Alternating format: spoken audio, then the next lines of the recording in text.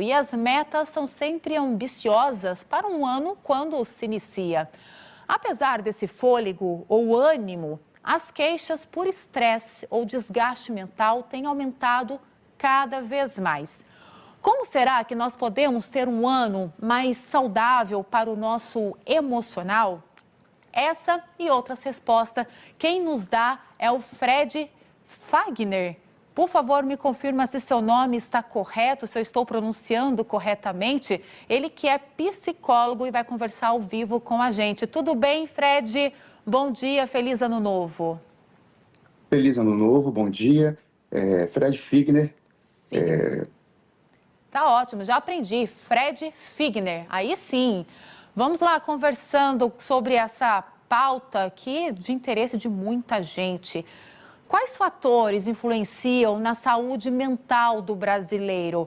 Sem a gente falar daquele básico que todo mundo fala que é o trabalho. Vamos falar de planejamento, de futuro, de percepção pessoal. Quando a gente deve levar em consideração que nós estamos com desgaste mental? Quais fatores influenciam para isso? Excelente pergunta, Luara. A saúde, a própria palavra significa integridade. Então, não existe saúde se você não cuida das emoções e também dos aspectos emocionais que vão impactar, inclusive, os aspectos físicos, né? Então, a gente vive atualmente um paradoxo muito interessante, porque, de um lado, a cultura fala sobre o brasileiro é um país de muita alegria, muita felicidade, o brasileiro é extrovertido, e para o outro, os índices de saúde mental do Brasil, eles apontam aí o Brasil ainda nos primeiros lugares aí em transtornos de ansiedade e de depressão. Então, cuidar da saúde mental é justamente você entender que tem um estilo de vida para poder que você consiga cuidar tanto dos aspectos físicos quanto dos aspectos emocionais também, que nós somos convocados a tirar esse tempo da semana para poder falar sobre as nossas emoções, para poder cuidar do nosso sono, das nossas pausas. Para ser produtivo nesse ano é importante que eu tenha pausas, porque sem energia eu não consigo ter produtividade. E todos esses aspectos, eles falam de um estilo de vida onde eu consigo priorizar as minhas necessidades e entender que para ter saúde mental eu preciso dedicar um tempo da minha semana justamente a essas pausas que são fundamentais para a gente poder recuperar a energia. Exatamente, Fred. É quando a gente fala de um cuidado integrado, né, do corpo, da mente, das nossas atividades, do sono, da alimentação, da atividade física, da nossa socialização, tudo isso, né, tá tudo muito entrelaçado. Quando a gente vira o ano, a gente tende a fazer o quê? Traçar metas. Mas também vem na nossa memória aquelas metas que nós não conseguimos cumprir. E aí gera aquele sentimento de frustração. Esse sentimento, Fred, ele pode impactar na forma da gente viver ou ele pode ser aquele alerta de virada de chave para a gente fazer diferente? É muito interessante a gente pensar que as metas, os objetivos que a gente tem ao longo do ano e ao longo da vida, é claro que quando nós alcançamos, isso já tem estudos que comprovam que quando a gente alcança metas e objetivos, nosso nível de felicidade aumenta. Ou seja, nós temos mais contato com as nossas emoções positivas que vieram através do alcance dessas metas e desses objetivos cumpridos. Entretanto, é interessante a gente pensar também que a vida ela não é a linha reta, né? Então, é justamente na oportunidade do aprendizado, quando eu não alcanço uma meta ou um objetivo, então a primeira pergunta que tem que acontecer é o seguinte: ok, então o que eu aprendi com isso, né? O que essa situação ela me gerou como aprendizado? E através do aprendizado eu posso reformular a minha estratégia.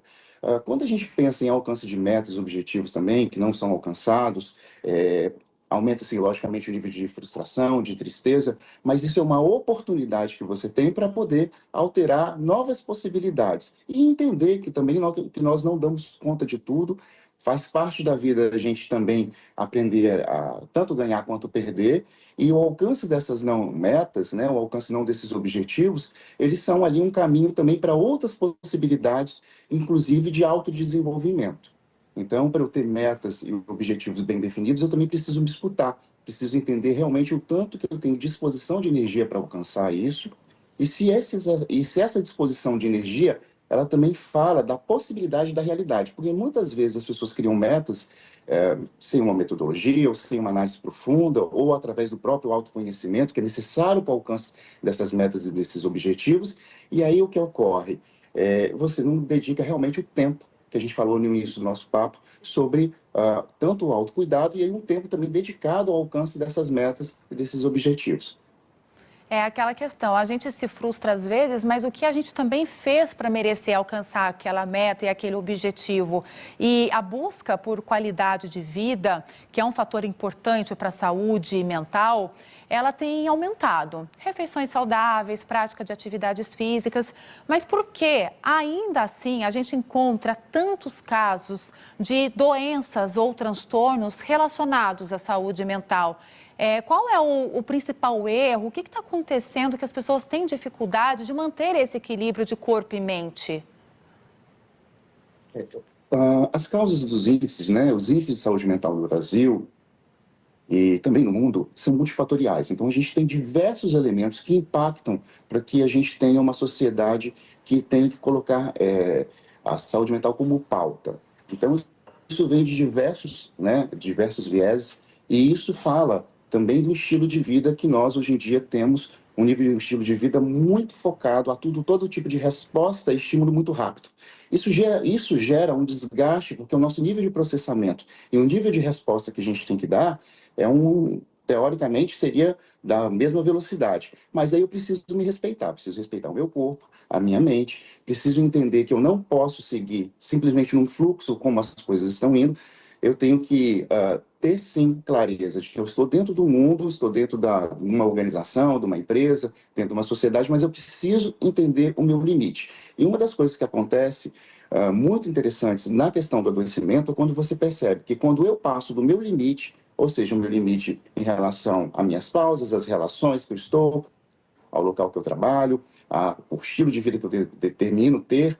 E quando eu tenho abuso desses aspectos, aí vem o nível de cansaço e de esgotamento, que aí é uma porta aberta para os transtornos tanto de ansiedade quanto os transtornos depressivos, ou até mesmo o caminho do burnout, que é esse excesso de desgaste que aí por um determinado período ele foi acontecendo, e aí chega um momento onde a pessoa ela está em total exaustão. Então, autoconhecimento é perceber o meu corpo, a minha mente, as emoções, os lugares que eu estou, as relações que eu estou, se eu estou realmente dedicando esse tempo, né, e entendendo os meus limites. Eu costumo falar que das piores traições é quando a gente se trai, é a mais dolorosa, que é quando você não tem o autorrespeito, né? E isso fala também de autocompaixão. A autocompaixão, do ponto de vista psicológico, é o diálogo que eu tenho comigo, ou seja, o quanto que eu sou gentil comigo. E aí isso engloba tudo. A gentileza é muito fácil a gente fazer com o outro, né? E a autocompaixão convida a gente a praticar essa própria gentileza conosco, esse diálogo interno positivo, respeitando os meus limites. Isso é fundamental. E observar os nossos limites e também os sinais do nosso corpo, né? Quando a gente não está com a saúde mental em dia, o nosso corpo ele se manifesta de várias formas. Pode ser desenvolvimento de alergias, também doenças de pele, a queda de cabelo, a falta de força, de coragem, a queda na imunidade, muita coisa pode nos dar indícios de que a gente precisa de um equilíbrio. Aproveitando que nós estamos só começando o ano, para a gente poder encerrar a nossa entrevista, Fred, eu quero que você traga como as pessoas podem, então, se planejar para uma saúde mental, já que é um período de cobranças, também de muitas incertezas para muita gente, de dificuldades quando é começo de ano, que a gente soma muitos problemas a serem resolvidos, como, por exemplo, muitas contas a pagar. Como que a gente pode se planejar nesse começo de ano para ter uma saúde mais equilibrada? Algo muito interessante que a gente está no Janeiro Branco, que é essa campanha que nos convida a fazer uma reflexão e um cuidado sobre a nossa saúde mental. Para eu conseguir alcançar metas, objetivos, traçar e determinar, né, mudança de vida, tem uma frase que é muito interessante, que mudança é um processo, não é um evento. Então é justamente na constância que eu consigo planejar, organizar e entender que toda frustração ela pode gerar aprendizado. Quando a gente não alcança algum objetivo, alguma meta ou conquista alguma coisa, entender, né, quais foram as possibilidades que que eu não atuei da forma que eu deveria ter atuado, mas também entender que, né, que a frustração, a tristeza, embora a gente tenha tempos que tudo isso queira ser anestesiado, também faz parte da vida. Então, aprender a lidar também com essas emoções. Agora, criar um plano é sempre muito interessante, mas dentro do plano de metas e objetivos que eu vou colocar aí para esse ano que está iniciando, é importante entender se eu tenho os recursos que são fundamentais para poder o alcance dessas metas, se eu também consigo entender que aquilo realmente está atrelado à minha vontade e no desejo. E se fala muito de propósito atualmente, né? Mas propósito não é um lugar que eu chego, propósito é a jornada, é o caminho. Então, se eu estou vivendo de acordo com os meus valores e fazendo aquilo que eu realmente quero, aquilo que eu realmente gosto, isso é viver com propósito. É nesse sentido de fluxo e não o lugar que eu chego. Tudo isso como me convoca e me motiva para eu poder ter uma vida e construir uma vida. A vida não é pronta, ela é construída através, dia a dia, passo a passo, experiência por experiência, para ter uma vida significativa, uma vida que realmente eu queira ter. Perfeito. Nós conversamos com Fred Figner, ele que é psicólogo, falando um pouco sobre essa campanha Janeiro Branco e também sobre como nós podemos cuidar da nossa saúde mental, aproveitando o comecinho do ano. Muito obrigada. Obrigado eu pelo convite.